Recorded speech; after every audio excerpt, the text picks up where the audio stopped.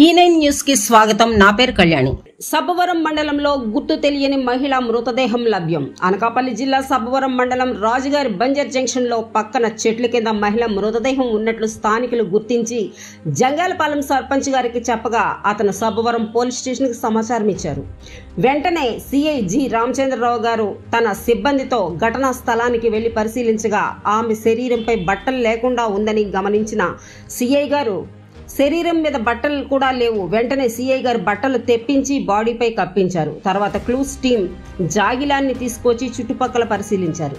అయితే సిఐ గారు చెప్పిన సమాచారం మేరకు ఈమెను 13వ తారీఖు రాత్రి ఎక్కడో హత్య చేసి 14వ తారీఖున బంజర్ జంక్షన్లో పడవేసి పెట్రోల్ పోసి కాల్చినట్టుగా స్థానికులు పోలీసు సిబ్బంది గమనించారు. అయితే పోలీసు వారి సమాచారం మేరకు ఈమెను 3 రోజుల పాటు ఐస్లో భద్రపరిచి ఈలోగా తమ వారు ఎవరైనా రాకపోతే అప్పుడు తగు చర్యలు తీసుకుంటామని సిఐ చెప్పారు.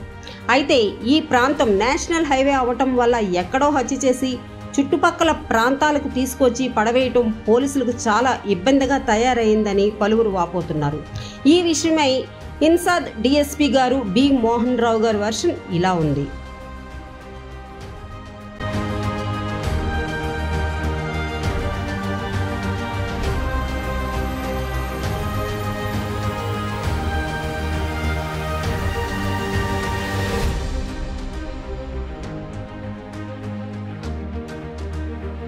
జంగాలపాలెం బంజర్ జంక్షన్ దగ్గర ఒక లేడీ డెడ్ బాడీ ఉన్నదనేసి జంగాలపాలెం సర్పంచ్ గారు ఇన్ఫర్మేషన్ ఇచ్చారండి. దాని మేరకు ఇక్కడికి వచ్చి చూడడం జరిగింది.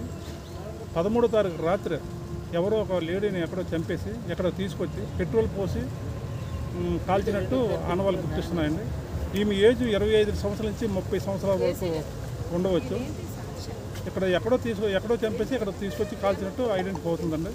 ఈ అమ్మాయి మొదట ఐడెంటిఫై అవ్వాలి, అమ్మాయి ఎవరు ఏంటి, అప్పుడు దేని గురించి చంపారు, ఎక్కడ చంపారు ఏంటంటే. అంటే మృతదేహం మీద ఎలాంటి గుర్తులు మీరు గమనించారు? అంటే గాయాలు ఏమి లేవండి మృతదేహం మీద. ఎలా చంపేశారని కానీ అది దర్యాప్తులో ఫైండ్ అవుట్ అవుతుంది సార్. అయితే పెట్రోల్ పోసి కాల్చినట్టు మాత్రం కనిపిస్తుంది. ఆవిడ శరీరం మీద ఇవి మన ఆభరణాలు కానీ ఎక్కడైనా చుట్టుపక్కల పోలీస్ స్టేషన్లో కానీ చుట్టుపక్కల జిల్లాలో కానీ ఉమెన్ మిస్సింగ్ ఎక్కడైనా రిపోర్ట్ అయినట్లయితే ఆ బాడీతో ఆ మనిషితోని ఈ డెడ్ బాడీని సరిపోల్చి దర్యాప్తు చేస్తే ఈజీగా ఫైండ్ అవుట్ అయ్యే అవకాశం ఉన్నది. ఆ ప్రయత్నంలో మేము ఉన్నాము. ఎస్పీ గారు